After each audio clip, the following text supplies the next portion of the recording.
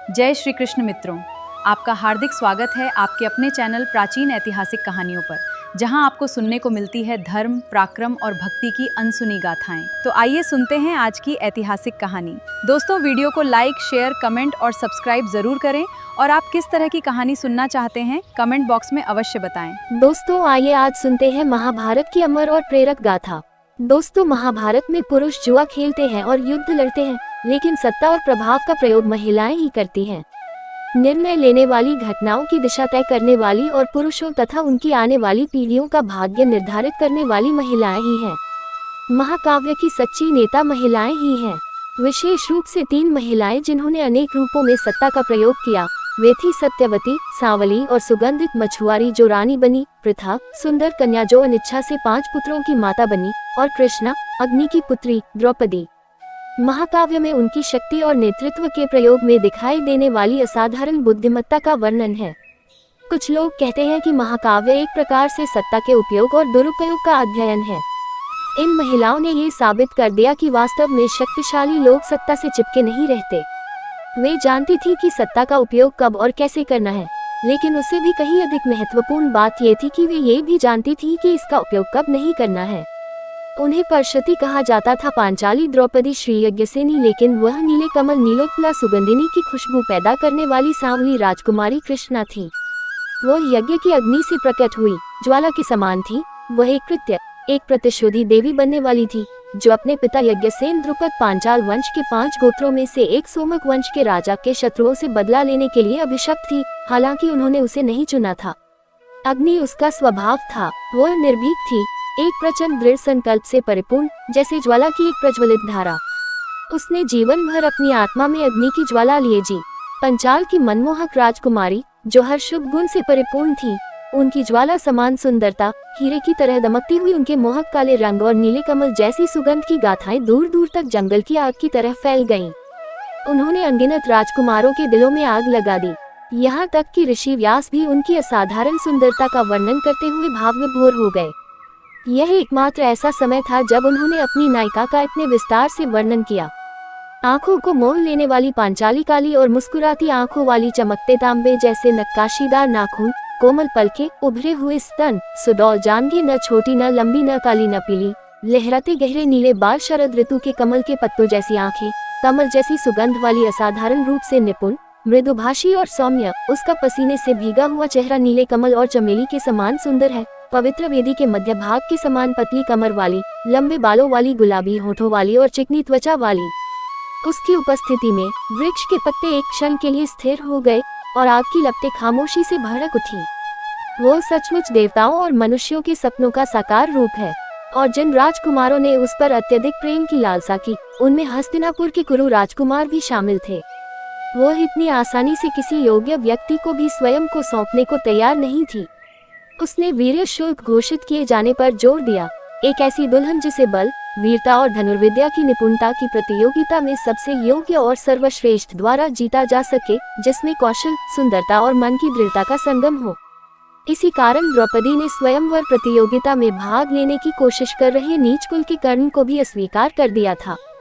उस पीड़ा और अपमान ने कर्ण की आत्मा पर गहरा घाव कर दिया, जिससे उसका आत्मसम्मान चूर चूर हो गया।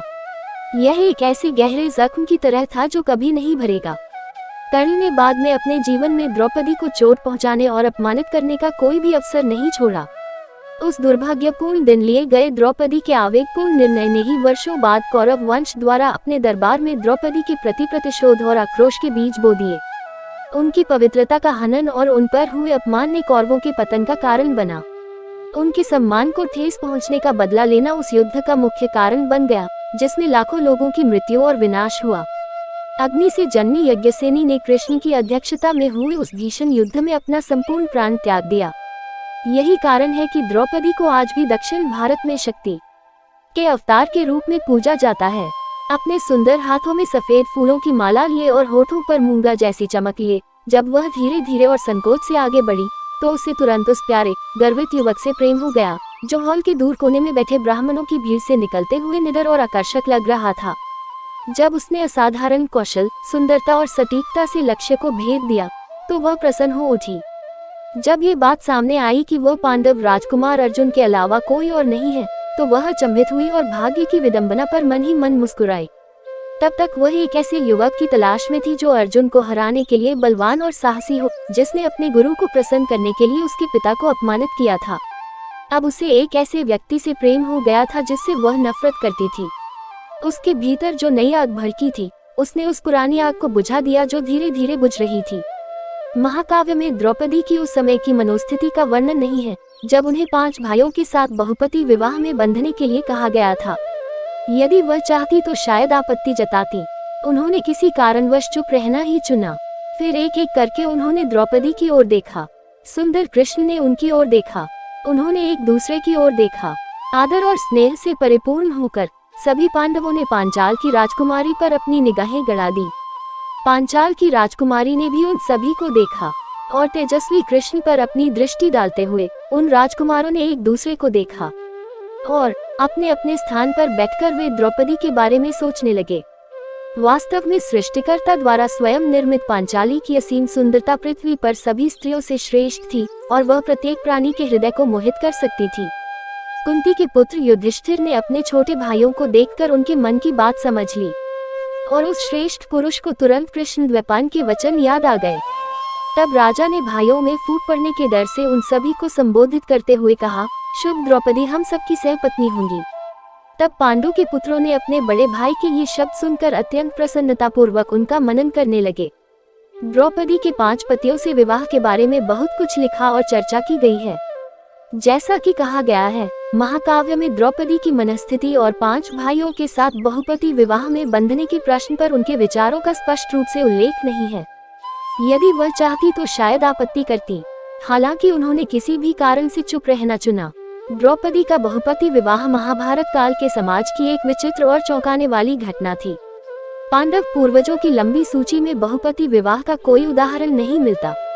इसलिए द्रौपदी का 5 भाइयों से विवाह उस समय की प्रचलित प्रथा या पुरानी परंपरा के अनुसार नहीं हुआ था, बल्कि यह एक साधारण घटना थी। युधिष्ठिर द्वारा द्रौपदी को 5 बंधुओं की पत्नी बनाने का प्रस्ताव सुनकर द्रौपदी के पिता द्रुपद को गहरा सदमा लगा और वे लगभग टूट गए।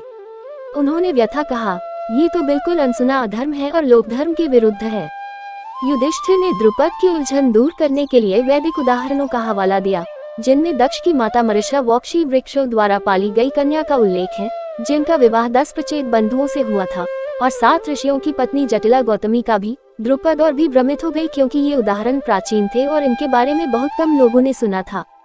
तभी पांडु के जैविक पिता, जो कानूनी तौर पर पांडवों के पिता थे, ऋषि व्यास ने हस्तक्षेप किया और द्रुपद को समझाया। व्यास अपने प्रयास में सफल हो जाते हैं, तर्क या बुद्धि से नहीं, बल्कि द्रौपदी के पिछले जन्मों की घटनाओं का वर्णन करके। द्रुपद अचंभित होकर, असहाय होकर हार मान लेते हैं। इसी प्रसंग में ऋषि व्यास ने संकटग्रस्त द्रुपद को समझाने के प्रयास में महान यश और पराक्रमी राजा शिबी की पुत्री अत्यंत सुंदर और गुणी भौमाश्वी की कथा सुनाई। भौमाश्वी स्त्री पुरुषों में श्रेष्ठ और शुभ मानी जाती थी और उनकी वाणी वीणा के समान मधुर थी। उनके स्वयंवर में महान राजा नितंतु के 5 वीर पुत्र साल्वे, श्रुतसेन, सुरसेन, तिंदुसर और अतिसार, जो राजाओं में श्रेष्ठ थे, सभी गुणों से परिपूर्ण थे और धनुर्धरों में निपुण थे, भौमाश्वी के प्रेम में बुरी तरह मोहित हो गए। अंततः 5 भाइयों ने भौमाश्वी से विवाह किया और उनकी संयुक्त पत्नी भौमाश्वी ने 5 वीर पुत्रों को जन्म दिया। उनके वंशजों ने साल्व्या, सूरसेन, श्रुतसेन, तिंदुसारा और अतिसार के रूप में प्रसिद्धि प्राप्त की। इस प्रकार हे महान राजा, सुनो, पृथ्वी पर सबसे गुणी स्त्री के रूप में विख्यात भौमस्वी 5 राजाओं की सामान्य पत्नी बनी। उसी प्रकार आपकी दिव्य रूप वाली पुत्री निष्कलंक परशती कृष्णा 5 पांडवों की पत्नी बनने के लिए नियत है। कुंती की बात करें तो जब उन्होंने अपने बेटों से कहा कि वे जो कुछ भी घर लाएं, उसे आपस में बांट लें, तो ये बात शायद अनजाने में नहीं निकली होगी। क्या कुंती को सचमुच पता नहीं था कि उनके बेटे को दुल्हन मिल गई है? क्या वह केवल अपने बेटों द्वारा घर लाए गए दान की बात कर रही थी? मुझे नहीं लगता कि कुंती इतनी भोली थी। कुंती पर लिखे गए लेख में जैसा कि उल्लेख किया गया है, ये भाइयों को एकजुट रखने और ईर्ष्या और वासना से उन्हें अलग होने से बचाने की उनकी रणनीति का एक हिस्सा था। आदि पर्व में उल्लेख है कि जब अर्जुन ने भेष बदलकर द्रौपदी को जीत लिया, तो स्वयंवर में मची अफरा तफरी के बीच युधिष्ठिर अपने जुड़वा भाइयों के साथ चुपके से निकल गए। जब उनके दोनों भाई नवविवाहित दुल्हन द्रौपदी के साथ घर पहुंचे, तब तक वे घर लौट चुके थे। युधिष्ठिर ने तब तक कुंती को स्वयंवर की सारी बातें बता दी होंगी। जब वे और जुड़वा भाई कुंती को बता रहे थे, तब कुंती ने उनकी आंखों में चमक और लालसा भी देखी होगी।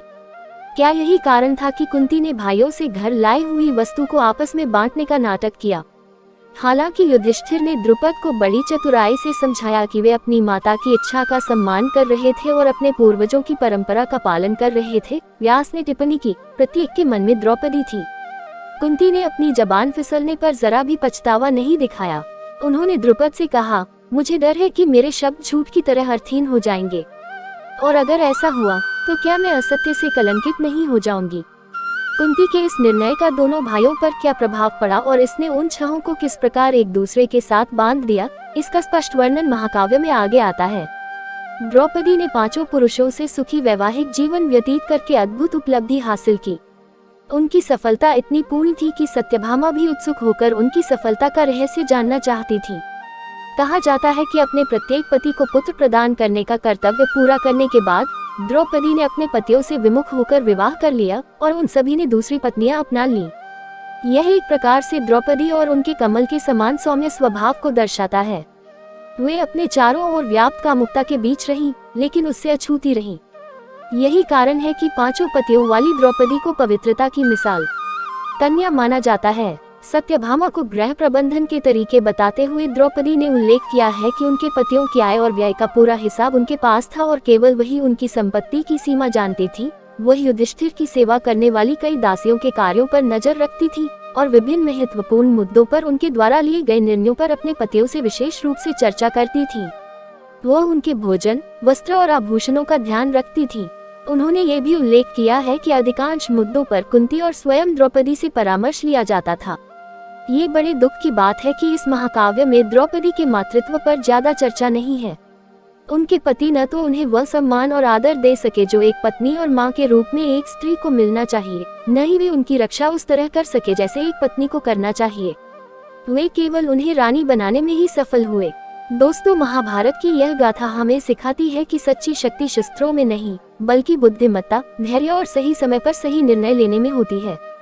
इन महान नारियों का जीवन आज भी हमें स्वाभिमान और सही राह पर चलने की प्रेरणा देता है।